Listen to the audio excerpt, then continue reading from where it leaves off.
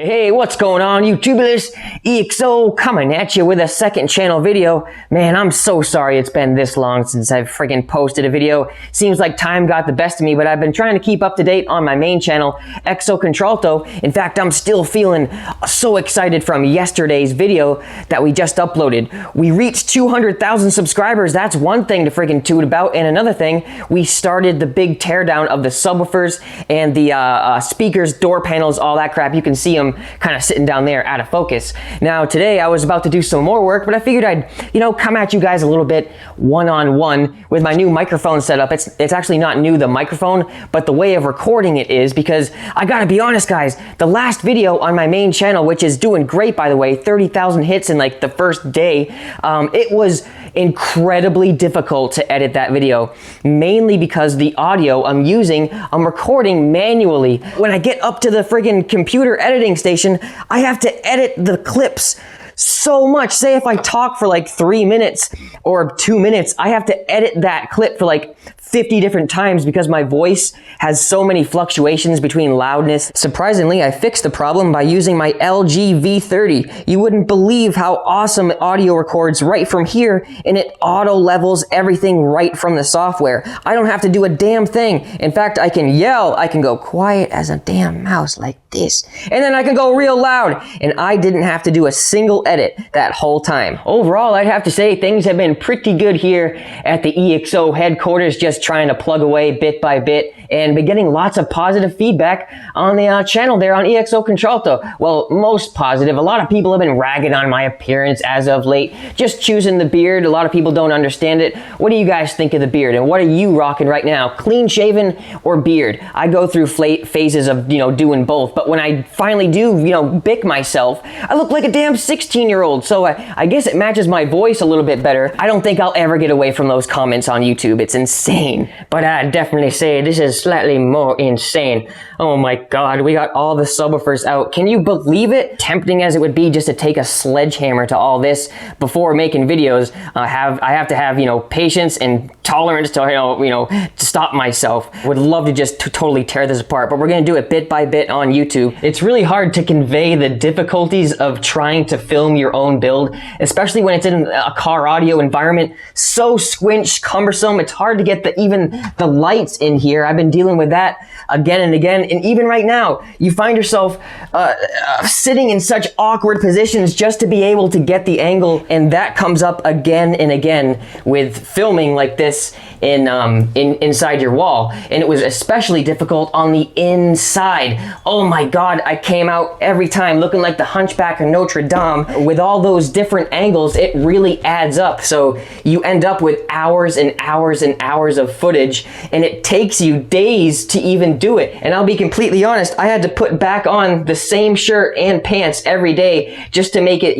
have continuity in the video, or else I would have had 8 different outfits on throughout the whole segment. So there's the speaker wires back there, and oh, that's another great little point that I would love to make in this video. Let's hop on over to the tool bench and just explain why we wired our subwoofers the way we did. We had, our splices coming in from our 8-gauge, one coming in on each side, and then we spliced down the wires about this much and twisted them individually. We separated all of the strands of wire and twisted them together, and then put on the ends of them those little twist end caps. So let's go over there and show you real quick. Now, back in 2012, we were curious of what would be the best way to connect our direct connects to our amplifiers in the back. We had Audio Technics 8-gauge coming in, and we had some like install bay 8-gauge going out from our subwoofers. Now we needed to find a way to mend those together. Now you've probably seen those little copper connectors which allow you to put 2 wires in on each end and kind of connect, like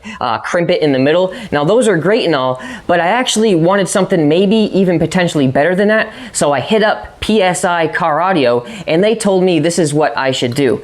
Strip back my wire about, a few inches, about 3 inches right here. So I'm gonna do this live on camera for you guys, just to, show you what we did back in 2012. Now you can see the way that 8-gauge, many companies make it, the way it comes from the factory, it comes apart like this in several different individual strands, almost as if it's like 12-gauge or, 14-gauge speaker wire, maybe something like that. So there's a bunch of little individual strands coming off like this, all come apart like a dang nice big sprawled out spider, like this. So now you have 2 of them coming in like that. So you can see how there's just tiny little wires and it makes up the 8-gauge wire. What I did, because of the way that AC voltage works, it travels across the surface, so the more surface area connection you have, technically, I guess, the better. So we take the individual strands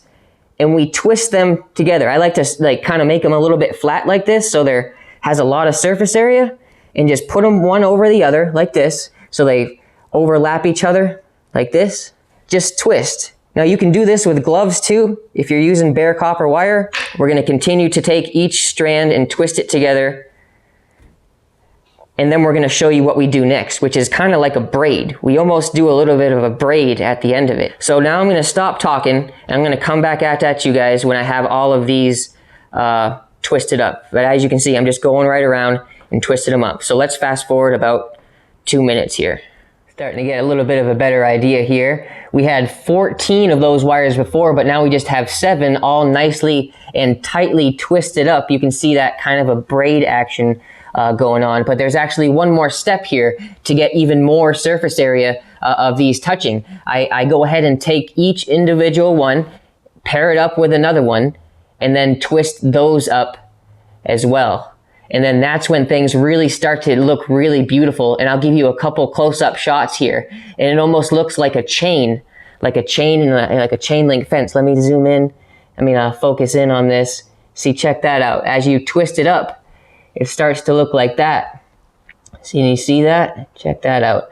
So let's pair up another one. See if we can get this done on video. Sorry for this, guys, how crude it is. Now you can kind of understand how much work really goes into making these stinking videos.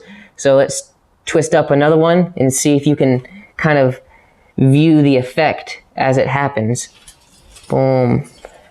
And it starts to look like a high school braid. There we go. Bam. So already I would say that's 10 times better than having just this much wire shaven off and then put those little connectors in there, those little copper ones that we mentioned. But I will say this, I would not do this. Let me focus on my face to make it even more true here. I would not do this for DC power, for powering a small amplifier that uses 8-gauge or any other DC accessory that uses 8-gauge wire. This is just for something inside your subwoofer box, utilizing, AC current, because I believe that having it this way is better. And it's even recommended from PSI themselves. Looks pretty cool, huh?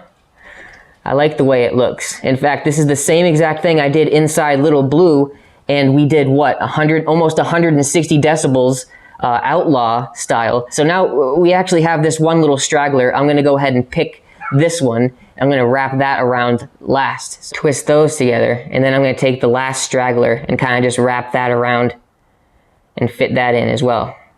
All right, so now we have a really tight wrap, and that thing is definitely a good connection. Now, ordinarily, this would be just a tiny bit shorter, but for video purposes, I made it just a little bit longer than I would. So these things would ordinarily, fit right on top of that, and then I would just tape around it to prevent any, oxidation and stuff like that. But the silver tinned really helps. So inside Little Blue, we just used tape.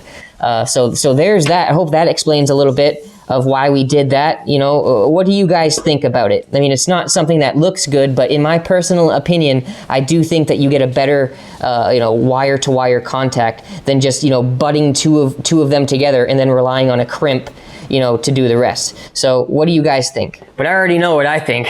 I gotta get going here, planning some more stuff with Frankenstein. So I'm gonna go upstairs, get writing some stuff down on my to-do list. Hope you enjoyed this quick little video on the second channel. I know I said it in the last video. Man, I have got to be more active on here, but it almost feels like it's so much work when combined with the other one, which we just reached 200,000. Again, thank you so much. Thank you, our Patreon members, our viewership, all of the channel members here. Thank you so much. All right, until the next video, this is EXO signing out.